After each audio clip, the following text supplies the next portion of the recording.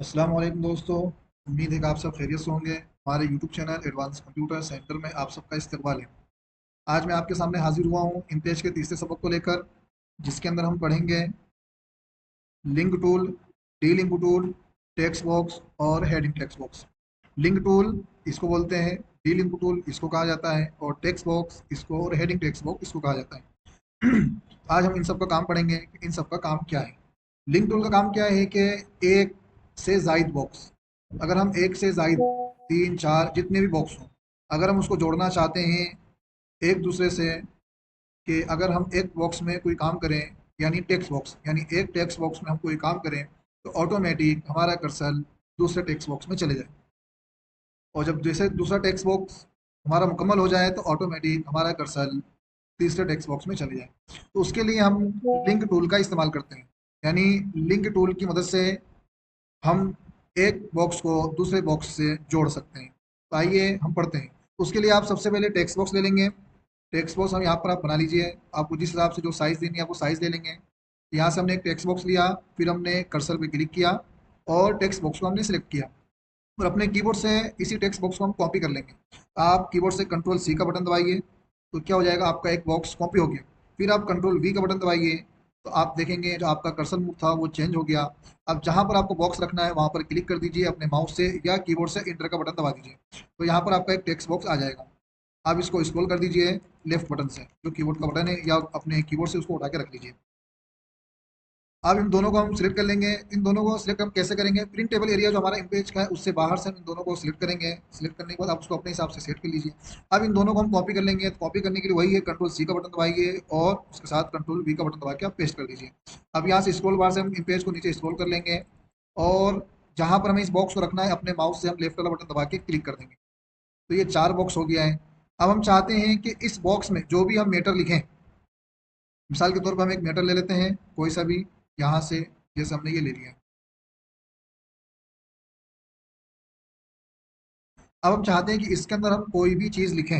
जैसे हमने टाइप किया, टाइप करने के बाद फिर हम टाइप करते जा रहे हैं, तो हम चाहते हैं कि इसमें जो भी चीज़ लिखें ऑटोमेटिक हमारा कर्सर इस पेज पे आ जाना चाहिए। क्योंकि हम इसमें अगर टाइप करते जाएंगे तो ये लाल निशान आता चले जा रहा है, यानी हमारी तहरीर इसमें टाइप तो हो रही है, लेकिन इसी के अंदर, इसी बॉक्स के अंदर वो जाती चली जा रही है। लेकिन हम चाहते हैं कि जैसे हमारा ये सफ़ा मुकम्मल हो जाए, मुकम्मल होने के बाद ऑटोमेटिक हमारा कर्सर इस पे आ जाना चाहिए। और जैसे ये सफ़ा मुकम्मल हो जाए तो ऑटोमेटिक हमारा कर्सर इस पे आ जाए, और जैसे ये मुकम्मल हो जाए तो ऑटोमेटिक हमारा कर्सर इस पे आ जाए। तो इसी को, एक से ज़ायद बॉक्स को जोड़ने के लिए हम लिंक टूल का इस्तेमाल करते हैं। तो आप लिंक टूल पे जैसे ही क्लिक करेंगे, कुछ इस तरीके से निशानात आपके सामने बनकर आ जाएंगे। हम चाहते हैं कि जैसे हमारा सफ़र यहाँ से मुकम्मल हो, यहाँ से शुरू हो जाए, तो हम ये जो ग्रीन वाला निशान है इस पर क्लिक करेंगे और इस सफ़े को इससे हम ऐड कर देंगे। देखिए जो तहरीर हमारी इसके अंदर थी वो इसके अंदर आ गई। अब हम चाहते हैं कि जैसे ही हमारा ये सफ़ा मुकम्मल हो, तो हम इस बॉक्स को क्लिक करें और हमारी तहरीर कहाँ आ जानी चाहिए, इस बॉक्स में आ जानी चाहिए। तो हमने जैसे इसको इससे लिंक कर दिया और इस पर क्लिक किया, तो ऑटोमेटिक जो तहरीर हमारी इस सफ़े में दबी हुई थी, छुपी हुई थी मतलब, वो तहरीर हमारी इसके अंदर आ गई। अब इसको हम इससे लिंक कर देंगे, और वापस आप लिंक टूल पे क्लिक कर दीजिए, आप लिंक टूल से बाहर निकल जाएंगे। तो आप जैसे हम इसमें लिखना शुरू करेंगे, अब देखिए कंट्रोल की से मैंने पेस्ट किया, ऑटोमेटिक क्या हो गई हमारी तहरीर जो इस सफ़े में थी। देखिए शुरू से डिलीट कर रहा हूँ मैं, इस आपको शुरू से बता दूँ। कंट्रोल ए बटन से हटा दिया मैंने। आप देखिए जैसे ही मैं मैटर इसके अंदर पेस्ट करूंगा कंट्रोल वी की मदद से, तो ये देखिए ये सफ़ा, और जैसे हमारा ये सफ़ा मुकम्मल हो जाएगा ऑटोमेटिक हमारा कर्सर कहाँ आ गया, इस सफ़े से निकलकर इस सफ़े में आ गया, और इस सफ़े से निकलकर इस सफ़े में आ गया। यानी लिंक टूल का काम क्या है, कई सफ़ात को आप जोड़कर उसमें आसानी से काम कर सकते हैं। टेक्स्ट बॉक्स लेकर आपने टेक्स्ट बॉक्स लिया, टेक्स्ट बॉक्स लेने के बाद आप उसको बना लीजिए, बनाने के बाद आपने कई टेक्स्ट बॉक्स लिया। आप चाहते हैं कि सारे टेक्स्ट बॉक्स का एक से एक दूसरे से राब्ता हो जाए। यानी अगर हम इसमें जो काम करें, काम करने के बाद ऑटोमेटिक जैसे हमारा ये सफ़ा मुकम्मल हो जाए, हमारा कर्सर यहाँ आ जाना चाहिए, तो उसके लिए हम लिंक टूल का इस्तेमाल करते हैं। अब उसी के नीचे देखेंगे D link tool. Delink tool का काम क्या है, लिंक टूल से तो हमने एक दूसरे को बॉक्स, एक बॉक्स को दूसरे बॉक्स से हमने जोड़ दिया। अब डी लिंक टूल का काम क्या है कि जिस तरह हमने जोड़ा कि अब हम चाहते हैं कि इस सफ़े से हमें इसका कोई ताल्लुक नहीं रखना है, तो आप इस पर क्लिक कर दीजिए, इसका ताल्लुक इससे खत्म हो गया। इसी तरीके से आप इसका ताल्लुक इससे खत्म करना चाह रहे हैं कि भाई इसका लिंक इससे खत्म हो जाए, तो आप इस पर क्लिक कर दीजिए, इसका लिंक इससे खत्म हो जाएगा। वापस अगर आपको जोड़ना है तो लिंक टूल पे क्लिक कर दीजिए और इसको इससे आप जोड़ दीजिए, तो वापस क्या है आपका सफ़ा इससे जुड़ जाएगा। और उसके बाद हमको, इसके बाद हमने देखा है टेक्स्ट बॉक्स, उसके बाद नीचे वाला है हेडिंग टेक्स्ट बॉक्स। अब दोनों में फ़र्क क्या है, मैं इन सबको सफ़ा छोटा करके डिलीट कर देता हूँ। दोनों में फ़र्क क्या है? आपने देखा ऊपर टेक्स्ट बॉक्स, ये देखिए, और एक हम ले लेते हैं हेडिंग टेक्स्ट बॉक्स। दोनों में फ़र्क देखेंगे, हेडिंग टेक्स्ट बॉक्स और टेक्स्ट बॉक्स दोनों में फ़र्क देखेंगे। टेक्स्ट बॉक्स किसको बोलते हैं?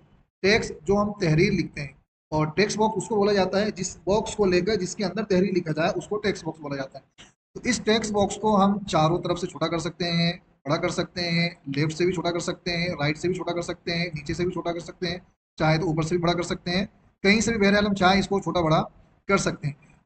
इसको लंबाई में भी छोटा कर सकते हैं, चौड़ाई में भी छोटा कर सकते हैं, और कोने पे क्लिक करके चारों तरफ से क्या कर सकते हैं, हम इसको छोटा बड़ा कर सकते हैं। लेकिन हेडिंग टॉक्स टेक्स्ट बॉक्स में क्या है कि हम इसको सिर्फ चौड़ाई में बड़ा कर सकते हैं।